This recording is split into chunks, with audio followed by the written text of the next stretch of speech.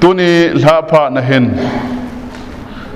pathian thua isei khom diu ivet khom diwa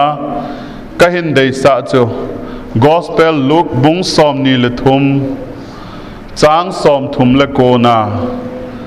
gospel look bung som ni le thum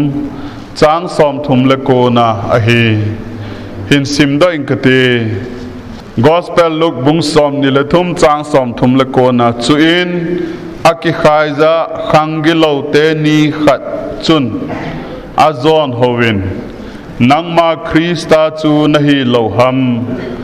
nangma ki hu hingin keini zong nehu hing hlon tan nehu hing hlon tan ti pathinin athu phathei bo peu hen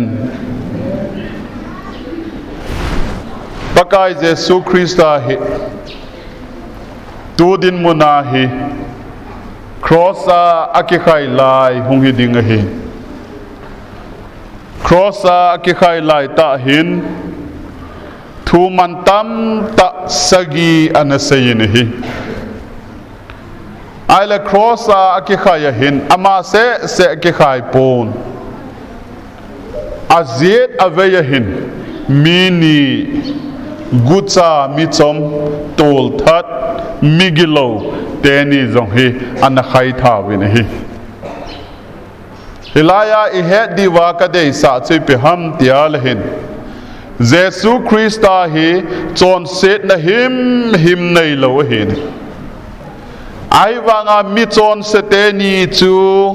alang to ge la hi akhai wa ama alaya umahi hilaya chu ipi avet san ahita cha bol hamiti ahle jesu krista jong hi khangilo te ni la alam kai pen hi ti hi ako mu go do hi mi ho ko ma chu elaya cross a ki khai tapo po chu sat sab se chang mi chon se mi du da lo mi chawai a khon na khe ho cross a ki khai hi aziet langa hin khat a khai win avei langa khat a khai win ama alaya ki khai hin yi chu ai pe ham ti le ziet le ve ya te ni sanga khangilo zo chon chawai zo tul that zo he ti chu mi ho koma approve go do hin hilaya abol go hi vet na he le he ngei pakai jesu krista chun wa noi chon set na zo se apozi chun aziet le aveya te ni sanga chun chon se zo a kisima hi ti hi tunia he di win ka dei sa ken en hi ama chon se a hi poi chon se na nei zong a hi poi ai wanga aziet langa ki khai pa to avei langa ki khai pa to ama ni lai lunga alam kai pen chon sen a agilo pen pa ki khaya ki khai chi pe ham tia le hen e ho zo se chon set apose hi ti hi dunia in he di win pakai minin ka hin tim kin in hi ai le hilaya hin vet na hele aziet lang avei langa ki khai te ni hin thu khat che asay na hin asay hon hi kidang ka sai na hin aziet langa ki khai pa hin ipi agela avei langa ki khai pa hin ipi agel ham ti chu lungdon ta khat hin eho bible awang a pon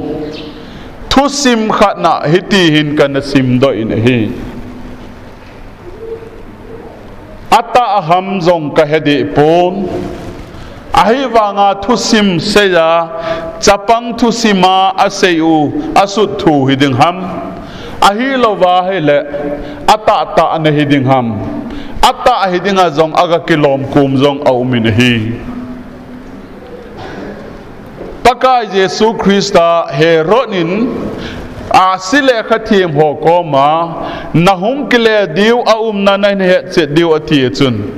asile khathim ho chu lampi chu ma wan tilin a hilin a che tan hi hilai pha na chun heronin bethlehem la kimwel wa kumni apat noi lam chapang zo se atha ding hi pha nin pakai wan tilin zan laiza hichi Joseph la Mary chu ตะกายยิสุจุจามปีดิ้งนะโซลตาอินอาทิวโจอามานิยองจานลายากิปัดดอฮนินอาศิเลขทีมฮอนอัปเปอูทิลมันตัมจะกิปูวินอิจิปต์ละมาอาจามปีตาวินฮีอิจิปต์ละมาอาจามปีไลตาวะหินฮิจิมิจอมกุจามิจอมเตนีโตหินอันกิสุตูเอติสกุจามิจอมเตนีโตหินอันกิสุตูอินฮิจิเตนีหินอันในอากาศเราเสียจุจมดิ้งอติอาเลหินมีขัดปาหินอเวนาเลนาวเซนเมลอเวตปะนินอลุงทิมกิเคลินนาวเซนาลัมดังดลอมโลเมอติอินอลอยปาโกมาอามาทิลอิกูตาโลดิ้งฮีอติอินนาวเซนพาร์ขัดติงเลเกนิหินเกลโดอินอติอินเอจุนันจามฮอนตาอินไอเลเลขสุนปาจุนอามานีมาจูคัลวารีครอสาอาหุงกิขายหินฮิจิเตนีมาจุนนาวเซนเยซูคริสต์จันหิตานอามานีโตอาใจนานอากิมุตุกิเน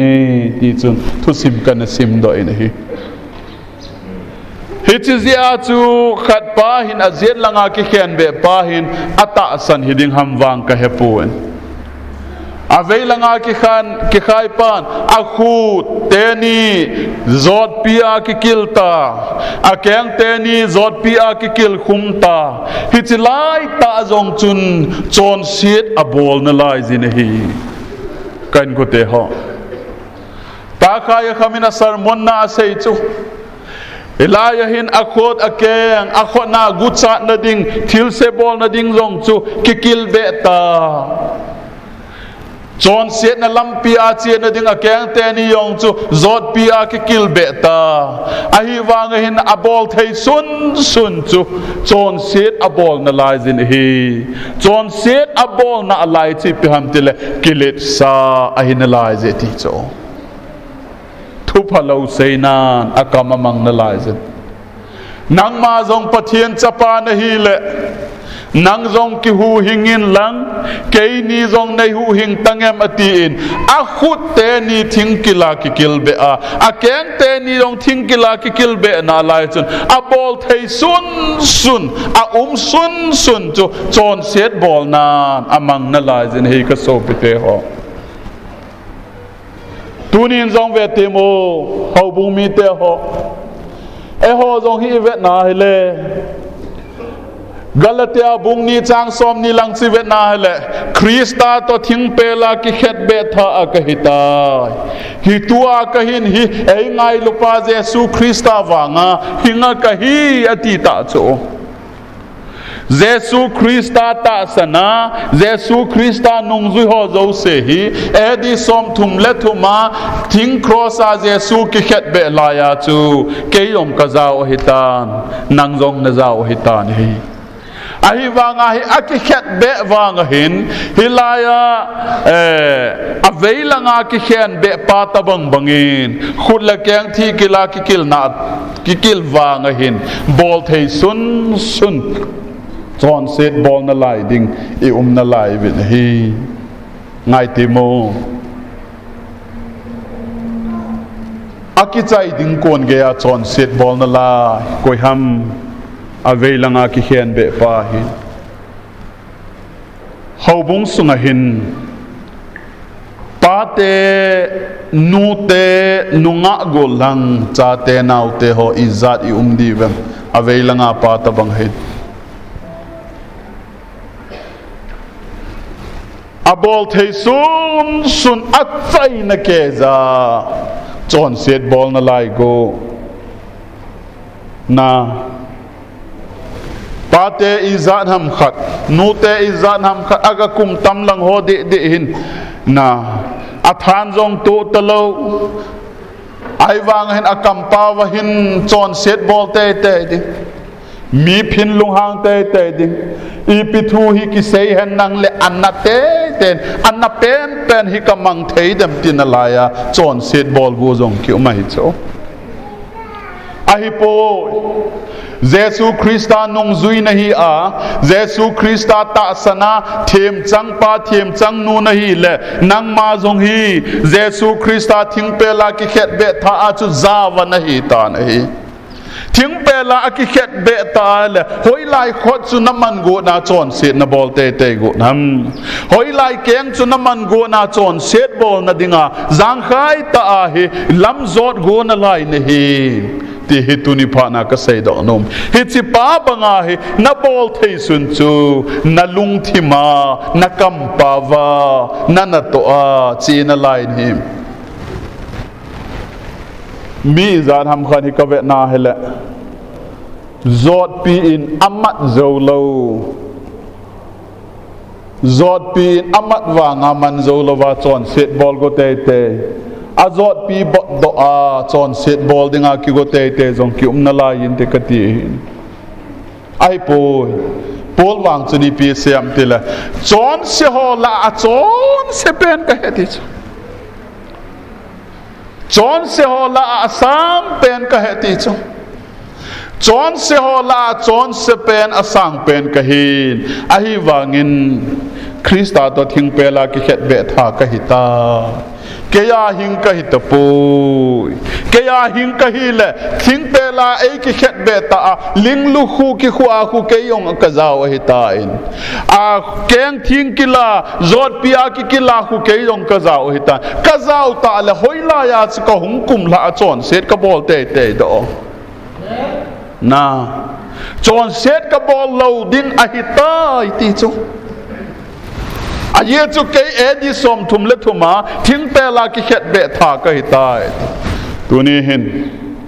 a veilanga ki khen be pa banga he thing pe la ki khen be a ki kil be hi wanga he chon set bol te te go chon set bol te te na zot pin amat zo lo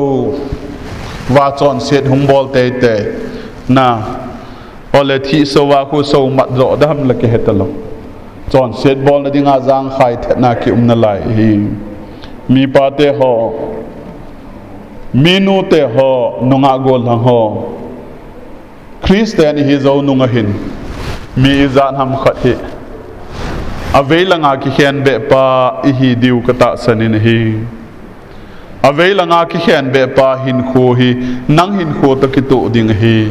ke hin kho ta ki to ding hi ti hi tu ni pha na isei do nom ben hi azet langa ki khen be pa hin izoa thu simin sei bangwa he thu sim hi an na het a hi de o kati cho thu sim hi an het he de o now se nihin gel do in a ti hi ama hin hi chini a crossa hong ki khai ta thi kila hong ki kilta hilaya chaman avet so okay aile thu sagi an sei na kho hepa ngai damo a chon ati a ngai dam athum tun zong a he ling pi hong ki hot zong a he na iti ti hozo se mu pha na he aman hilai ta he Jesu Christa anakisan hita ding kata sanin he ipha na chun aveilanga ki khen be pa aloi pa cha ho sen nang le ke hi a hi ding mok he ama hi chon se na nei lo he bove Jesu Christa hi chon he in ama lamangan Jesu nagam na hunting na he jingin akut akeng thing kila ki kila hin anei sun akam cho mang cha in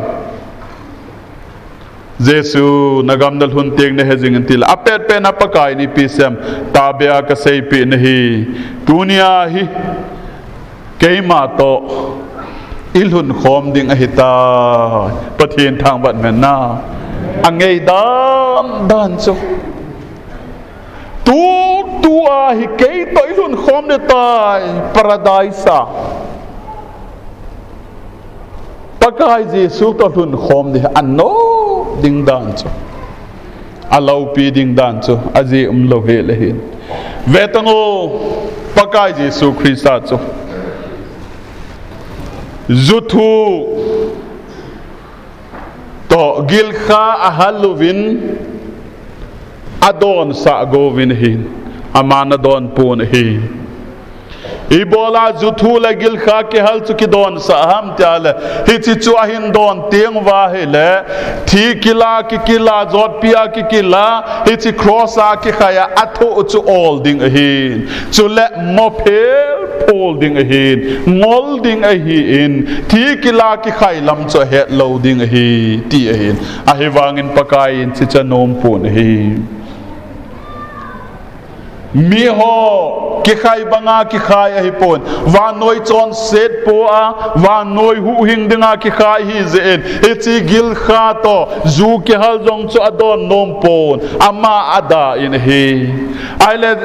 sei zui ho hunguvin ipe sei zui ho katin rom sipai ho hunguvin ipiti am ti al hin thitam ta hung ve na le aveilanga ki khen be pa na thilo lai chu iphana akeng a he bo pe chu akeng a he bo pe tinga le hilaya akeng a zot pi a ki kil na pa chu pan sa thei ta lo du ki khai ding e hai mo ta ding hai thiwa ding a hin a thiwa na ding wa keng a he bo pe a zet langa pa jong cho keng a he bo pe ai wanga jesu cho ve na hele ama pi chu anathi pha nin he bo ngai poi sam le khobua tu sei gui lhun na ding hi agu khat cha bong lo ding hi ti chu gui lhun na ding hi pa pathen thang wat men na hi ti hi chun tunin kain ko te ho nang ma din mun hi I pi ham tunin e ho langa kila te kei ma din mun hi I pi hin tem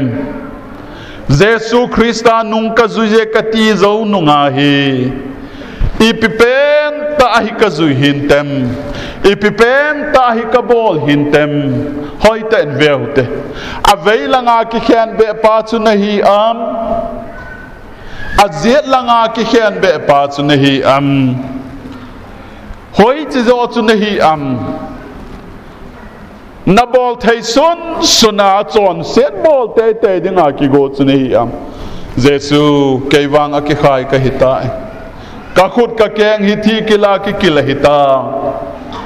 nagam na lun tiang na he in ati ta bya ka sei pe na hi tu pet pe na hi gam lo pi a ke ma toi lun khom ding hita ati ta samina wang chu tho lal ma zengin te eloi eloi laba sabak thani kapathin ibola nei thai ta ibola pakai zin pakai pathin in achapa krosa ki khet be chu avet ngam lo hitam tile chon se ho to ki sim tha pha na chu avet ngam lo hita chu kadanga cha e ati chu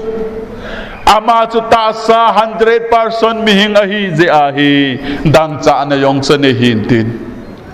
ani na chu kaga gela le e tunia hi keima letin lol kitipa in damun mai di la dang cha ka tho ding khela hi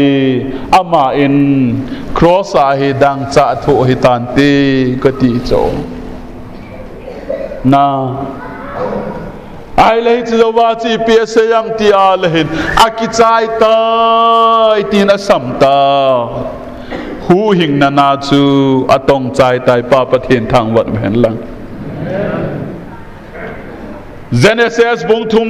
chang som langa som leguma numei nu chila in gul lu chang a hin wo chip ding ati pa ko akichai tai hepa na khuna kalagaw kape atit akichai tai ati ti khun hilaya khu numei nu chila in gul lu chang a wo chip ding setan gal azo a ta san cha te ama nung zui ho zo se van Jerusalem ta leng ding a lel ti sana aze peta chu ahitan hi pathin thang wat men na hi chi a chu nang ma pathin chapa pathin chanu ti a kisim thei chune hin pitol le khabu chuni pi se yam til hi chi pet khona ma hi thagawin na ti chu noi mi ga ma achi in kula ki hen ho ti chu koi ho hi wam til old testament na ta san ho chu van ga ma na che lo lai hi chu a ye chu paka Yesu Christa thi lo lai je a chu Ilai sudamun meidil Abraham keng khopang bul ke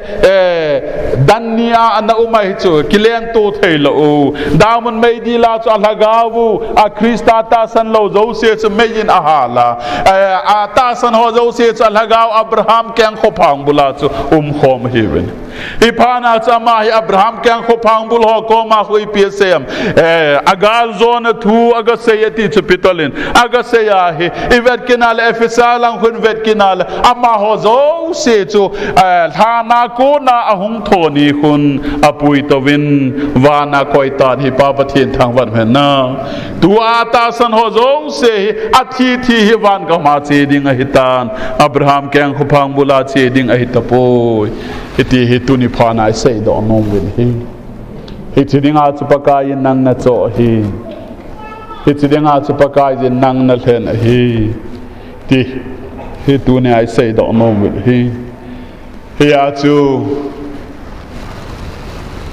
pakai pathinin ei chu dan hi nang na chu dan hi ya pang ding rong ki be set lo pathinin ei chu jeng hi ei chu lam ke hello ei chu pa dei lo wa ki mang na lai Good Friday ka sermon na atsay na hong hiding hi khove lam lewang chun kadin ta lo ding hi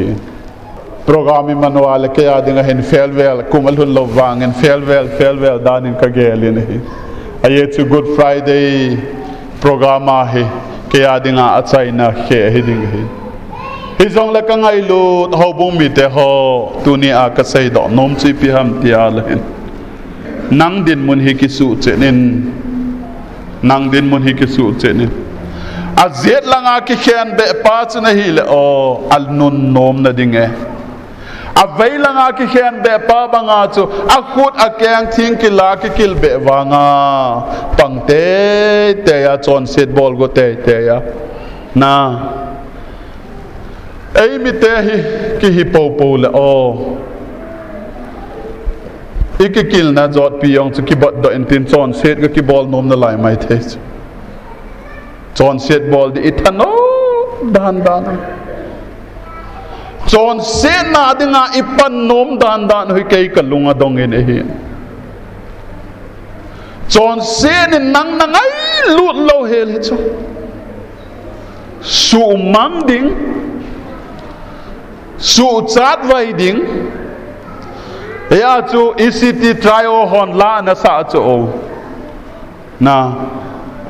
ni la la phar hoi tampi setanin ei zo zinge zatam la ya mel ma bang pam pa ya kom la hin pakai jin ngai ti mo ei hoi da min thang khom hi te ti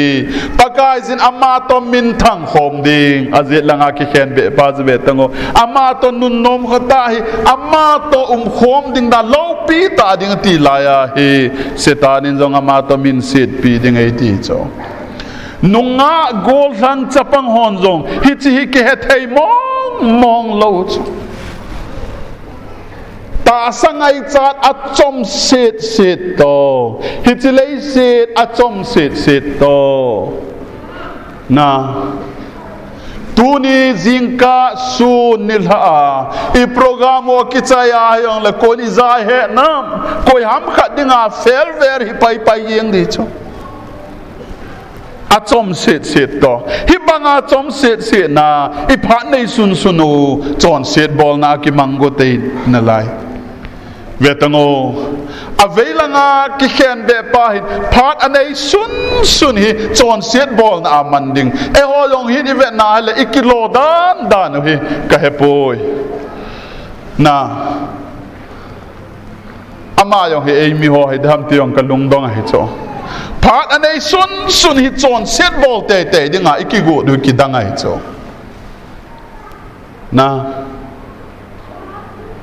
phat sauta nei dan na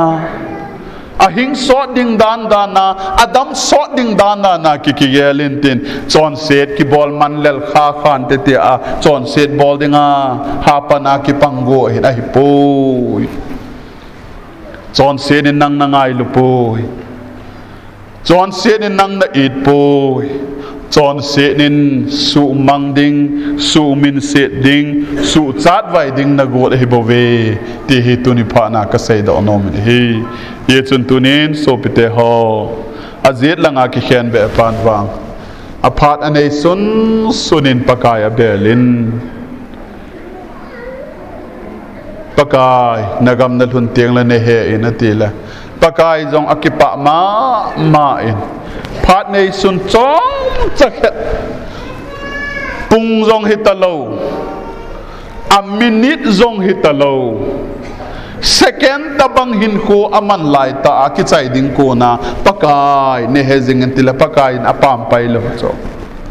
pakai zin mi chawai mi du da lo na phat hoi la yo se na hin mana tua hi pakai nei ti ham ti la kilo mai chela a sei po ne hi tua hi gam lo pia ke ma tai hlun khom ding he ti I pakai nei ngai lut dan he I ko pha na pakai ne he jing pakai ti ai san po po le ai san cho pathian in ei lung se dan ama lam san po po le ai san cho I chat vai de du wang I thi kon phat kin nei lo zong le pakai ti zong le ai sang na lai hin hi bangai ngai lu pau hi ye chun phat nei sun hi chon set bol na dinga inok movam phat nei sun hi pakai lam hol na dinga nei vam ei ma khon an ma hi I sei do naw pathian in a thu phat thei bu pi taw han